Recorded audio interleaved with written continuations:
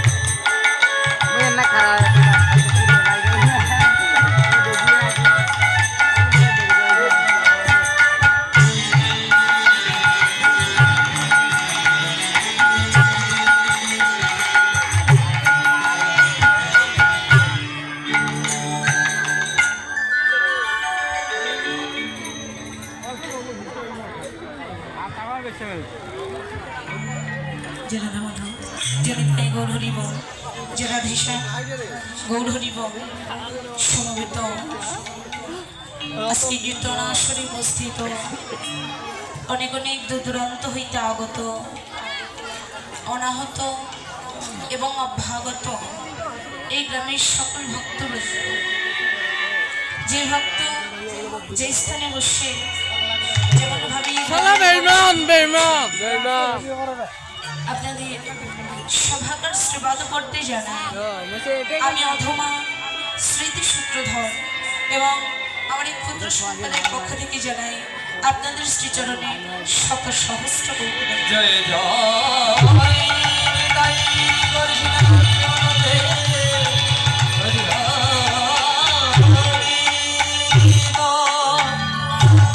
তারপরে জানাই আমার বান্ধব দয়াল গুরুদেবের শ্রীপাদ পড়তে আমার পিতামাতার শ্রীচরণে এবং রাধা গোবিন্দের চরণে জানাই অনন্ত কোটি ধন্যবাদ।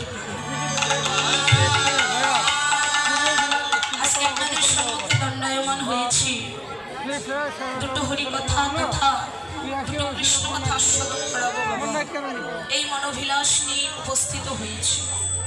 কিন্তু দেখুন, আজকে কৃষ্ণ কথা বলবো, এই কৃষ্ণ কথা বলিবার মতো সাধারণ কোনো জ্ঞান, কোনো শিক্ষা, কোনোটাই আমার ভিতরে নেই।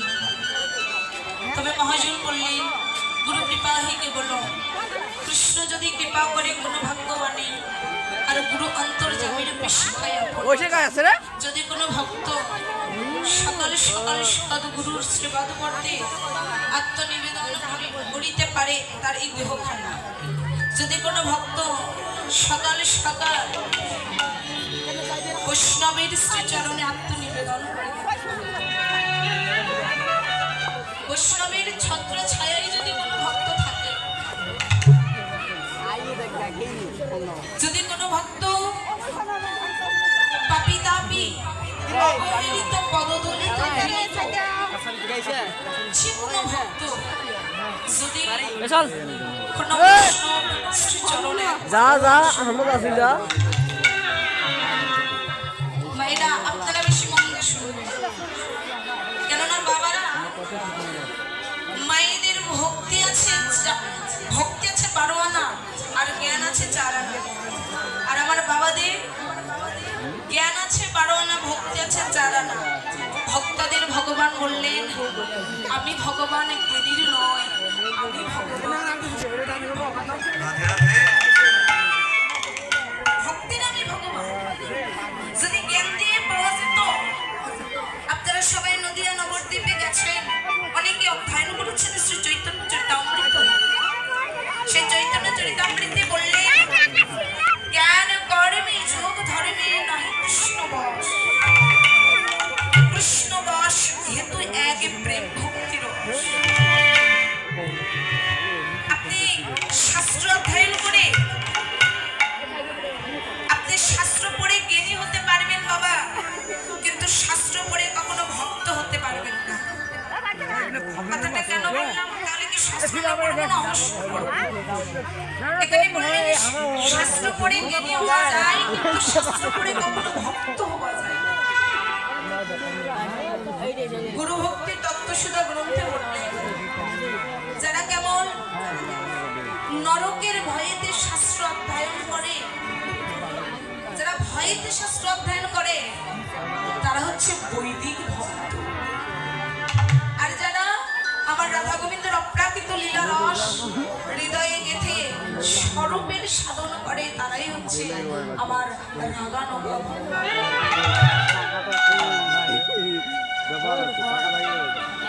তাহলে আমাদের ভক্ত হতে গেলে শুধু শাস্ত্র জানলে হবে না, শাস্ত্র পড়তে হবে, তথা শাস্ত্রের নিয়ম আমাদের পালন করতে হবে। কেননা না জানলে জানতে পারবেন না, না মানলে আপনি জানতে পারবেন না। তাহলে বৈষ্ণব কবি ডেকে বললেন, ওগো যদি পারো সকাল সকাল তোমরা সাধুগুরু বৈষ্ণবের চরণে আত্মনিবেদন করে দাও। এই জগতে আমরা সবাই আছি, অনেক ভক্ত আছি, আমরা সেজে থাকি ভক্ত, কিন্তু অন্তর থেকে ভক্ত হতে পারি না।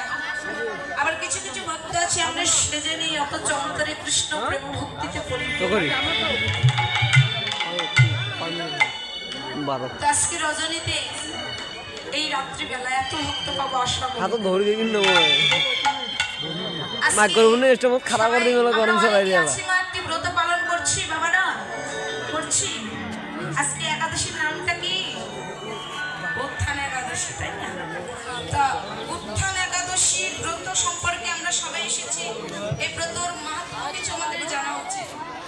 উত্থান, উত্থান শব্দের অর্থ এটা আমাদের আগে জানতে হবে। আমরা কথায় কথায় বলি না যে উত্থানের বিপরীত হচ্ছে, যেমন দিনের বিপরীতে রাত, হাসির বিপরীত কান্না, আমরা এরকম বলি। উত্থান অর্থাৎ উত্থান আর অবনতি।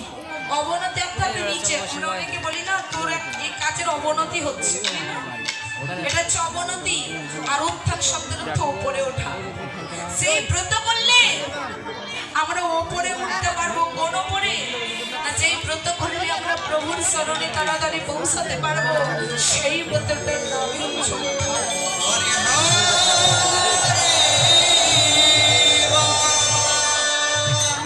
একাদশীর মাহাত্ম্য আরো আছে। আমার ভক্তাদের ভগবান একদিন একজনকে সৃষ্টি করেছিলেন দুটি পুস্তকে। একটি হচ্ছে একাদশী আর একটা হচ্ছে পাপ পুরুষ। তা সবাই মিলে যখন একাদশী করছে, সে একাদশীর দিন একাদশী করলে কি হয় গো? দেহের পক্ষে ভালো, আবার একাদশীর মাধ্যম দিয়ে আপনি কৃষ্ণ চরণে পৌঁছেও যেতে পারেন। এখন একাদশী করে যখন সবাই উদ্ধার হচ্ছে, এমন সময় পাপ পুরুষ ডেকে ডেকে বললেন, প্রভু সবাই যে একাদশী করে উদ্ধার হয়ে যাচ্ছে, তাহলে কি নরকে যাবে না? নরক তো শূন্য হয়ে যাবে। মোবাইল ফেলা সব দেশে তখন ভগবান একটি সৃষ্টি করলেন, সেই বস্তুটি হচ্ছে পাপ পুরুষ। লাইটগুলো আলো বাড়ে দেশে আপনি অর্থাৎ এই পাপ পুরুষ একাদশীর দিনে পঞ্চশস্যে বিরাজিত থাকবে। পঞ্চতত্ত্ব ধান, গম, ভুট্টা, এগুলো সরিষা, এগুলো যেগুলো আমাদের পারণ একাদশী। পঞ্চশস্য দ্বারা একাদশীর দিনে সুবিধা হল মোর ঘাড়ত হাত দেওয়ালা একটালা। তারা কেবল জনমের মতোই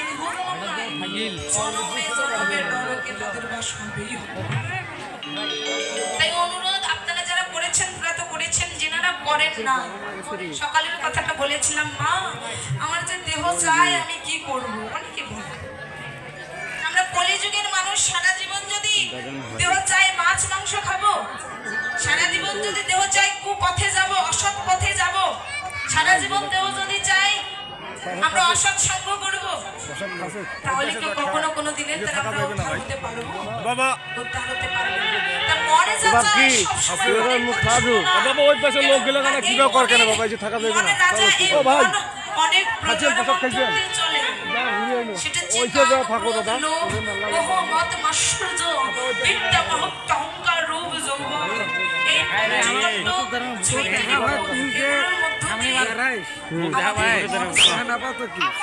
দরকার দ্বারা বুক আসেনি ফেব্রুয়ারি মাসে যদি সকাল সকাল কোনো ভক্ত খোঁজানো তো বুঝতে পারে, তাহলে কেবল আমার রাধা গোবিন্দের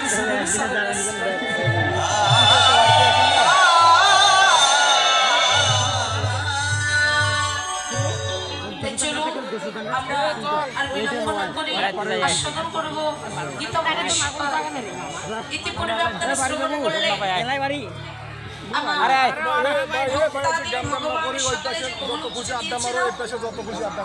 সে গোপন গোষ্ঠী গোপন লীলা একটি সুরজ পূজা লীলা আস্বাদন করে আবার ঘরে এসেছেন ভক্তাধীন ভগবান, মায়ের কোলে ফিরে এসেছেন। কথা দিয়েছিল রাধে, এখন আমি যাই ঘরে মায়ের জিয়ারতি করে সখা সখা করিলাম। আপনারা শুনতে তাহলে রাধা রানীকে কথা দিল, সেই কথা তো পূরণ করতে হবে নাকি? পূরণ করতে হবে। তাই বা সেই পূরণ করিবার পালা তবে সম্পূর্ণভাবে সম্পূর্ণ পূরণ হবে তো রাস মঞ্চে, এটা হচ্ছে গৌণভাবে। তো আশা করব শ্রীমতী রাধারানী শ্রী যমুনার কোলে আমার গোবিন্দের ওই রূপমান রূপ লাবণ্য রূপ জ্যোতি দর্শন করে ঘরে এসে সেই রূপের বর্ণনা করছে। এবং বর্ণনা করিতে করিতে আমার গোবিন্দের বাসী শ্রীমতী রাধারানীর নাম ধরে বিজয়। তো মূল কথাই রূপ অনুরাগ, রূপ বর্ণন এবং অভিসার পর্যায়। চলুন আস্বাদন করবো। লীলার মাঝে ভুল ত্রুটি অনেক হবে, আপনারা সকলে ক্ষমা সুন্দর দৃষ্টিতে দেখবেন। আপনাদের সভাকার শ্রীপাদ করতে জানায় শত সহস্র বলতে জয় জয় নিতাই গো সীতানাথ পৃথিবীর মধ্যে হরি হরি করবো।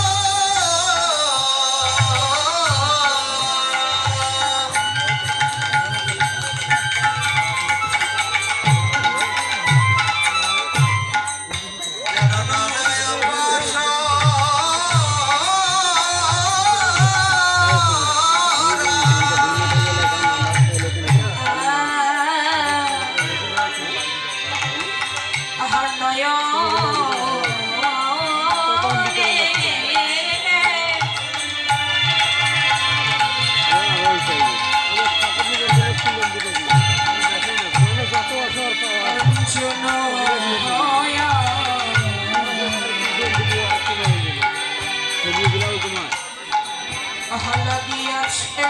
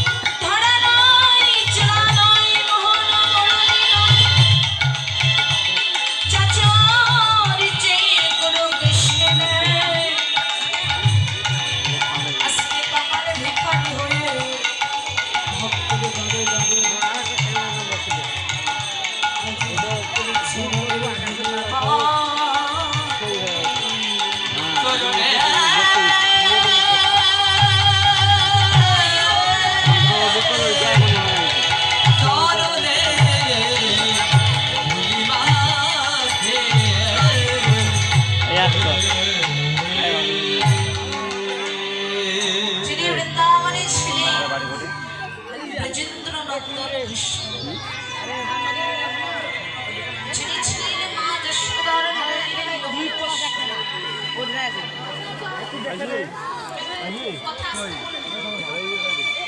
সেই ভক্তাদির ভগবান আমার ব্রজভাগকে পরিত্যাগ করে আরে তোমার একটা বসে না কারণ নাই না হ্যাঁ বাবা ভক্তাদির ভগবান প্রত্যেকটা জন্মে প্রত্যেকটা যুগে যুগে এসেছেন বটে কিন্তু আর যুগের আশা আর বর্তমান কলিযুগের আশা আধা ঘন্টা হইলে একটা কাটিব কেবল 30 হচ্ছে সত্য যুগে ভক্তাদির ভগবান রাজা ত্রেতাই রাজা দাপরে রাজা এবার যারা ওই মাঠে স্টাম নেই নিয়ে নাকে দিন আছে এই কলিযুগে স্টামের উপর দর টাইম এখন হ্যাঁ ভিডিও করিব সাজার দরকার হলে পছন্দ নাগে দিই সেই ভক্তাদির ভগবান এইদিকে সাজার নাগে দেবো আজকে ভিখারি মিশে যখন নদিয়া নবদ্বীপের সমস্ত ভক্তগণদেরকে ডেকে ডেকে হরি এই হাত ধরিয়া ধরতে না চালু করে দেওয়া চলছে